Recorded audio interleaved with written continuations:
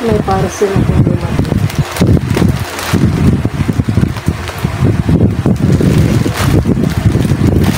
Order ako sa Temu. May na-discover akong bagong online sale. Parang Shopee pa. Pero Temu ang pangalan.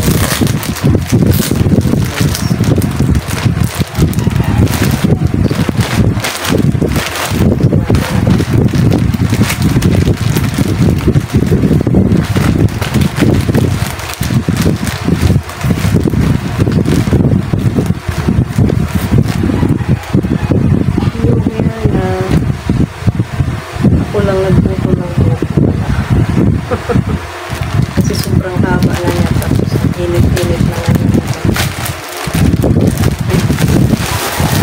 Ay, siya. Ito yung una kong nakikita na dyan. Kaya ako napunta sa sa Temu dahil dito sa blouse na to. Isa na.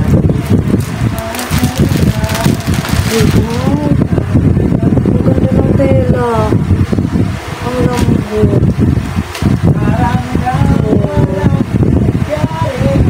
Large siya. Wala kasing medium. Medium lang ang size ko eh.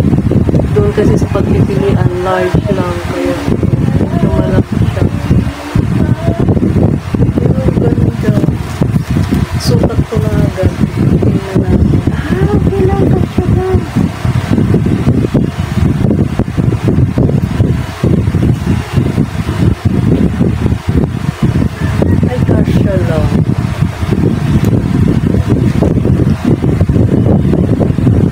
Sakto lang. Wala, ang ganda. Oh, hindi ko pa binaganonis. Oh, ang ganda niya. Wow. Nice. Ang ganda ng tela niya.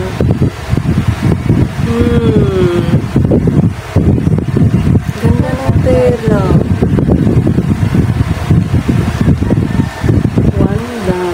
Ano to eh, 7 peraso. Ang minimum kasi sa kanila pag mag-order, ang minimum sa Temu, kailangan naka 550 yung minimum order. Ito, ang price talaga nito is 991. Pero dahil first time ko mag-purchase, 91 pesos lang to. Tingnan nyo naman guys, ang ganda. Ganda ng tela niya. Gusto ko. Oh, parang ang lamig ng tela niya. Nice one. One down. 7 items to. Ito yung pangalawa. Iba yung hanger ko na pwede siyang hangiran ng siyam na peraso. Siyam nga ba? 1, 2, 3, 4, 5, 6, 7, 9. 9 ang pwedeng sa kanya. Sabit na hanger. Sana matibay.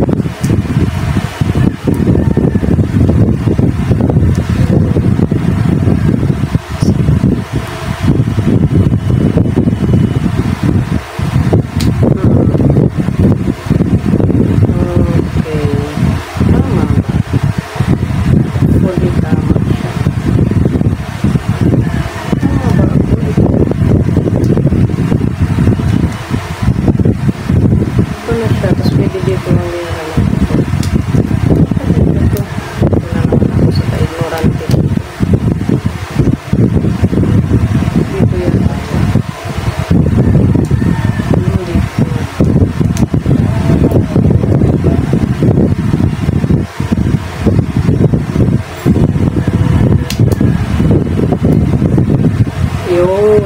Dito nga siya. Ayan. Isa lang. Unay ko lang. Kasi para lang makuha ko to. Kaya nag-order ako ng iba pa. Kasi muna na siya ng 1 pesos. Tapos ito naman yung pa rin. Sabitan. Sabitan ng bag. Ano-ano.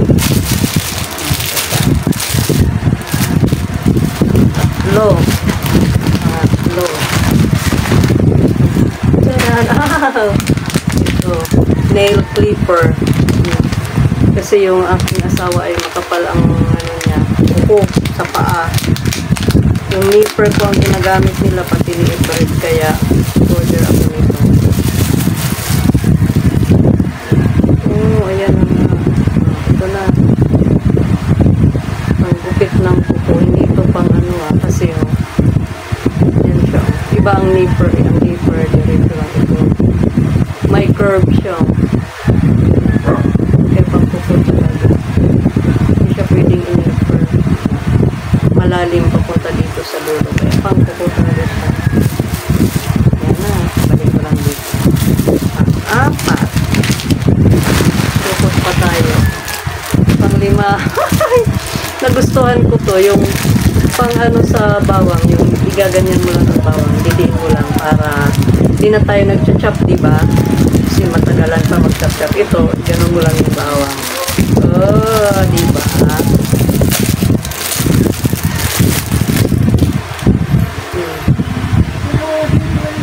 Ganda naman. Okay naman siya. 5. Pang-6. Ito yung pang-6.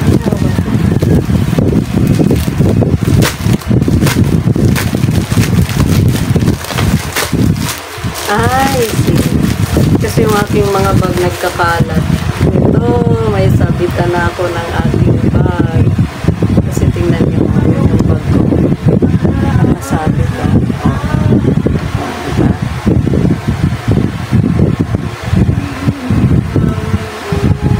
So ngayon, pwede ko na sila isabit dito. 1, 2, 3, 6. So 6 ang pwede isabit. Sakto siguro o sobra. Pero at least mabawasan. At least nakasabit na sila. Sabitan ng bag. At lastly, nahin na dito yung pagkito. Ang linis ng pang brush ng tiles sa CR.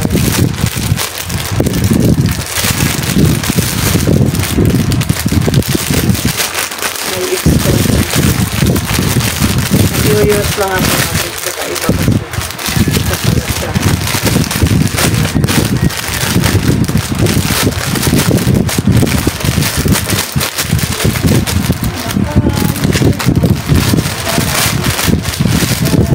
Ayan. So, didikit lang siya. Either ito or dito. Pero ito talaga. Didikit lang siya. Ayan. Pwede na pang linis dito. O, diba? Hanggang taas pa. Pwede pa siya hanggang taas. Pwede i-adjust.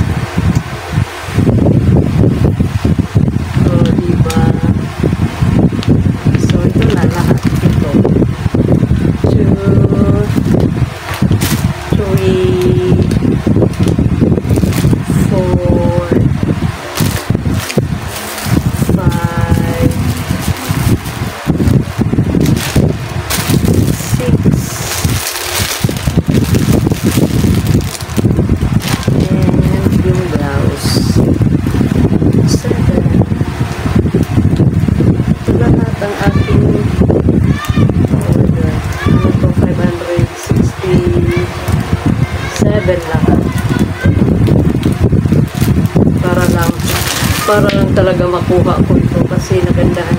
Maganda kasi yung ano niya doon sa ano nila sa ad. So ito na siya. Susunod ko na. Gatin kasi ako ng masa. Naka-white daw or gold. So pwede na to.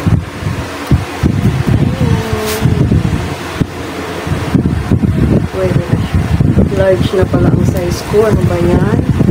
Akala ko medium pa rin. Nagulat naman ako dito. Large. So, yan guys. Tapos na tayo mag-unboxing. Excited akong gamitin ito. Gamitin ko na siya mamaya. Para hindi na ako maghihiwa ng ano. ng bawang. O, diba? Tapos, maayos ko na yung aking mga bag. Yan. Hindi na sila madadaganan kasi meron na nito. Yung sabitan. Kasi si Mr. Mahilig magsabitan. Tapos ito. Bipid lagayan doon sa cabinet. O, diba? Mga useful din naman sila. Hindi lang binili para ano lang magagamit. Kaya, thank you guys. Thank you for watching. Tapos na ang ating unboxing. God bless you. Bye-bye.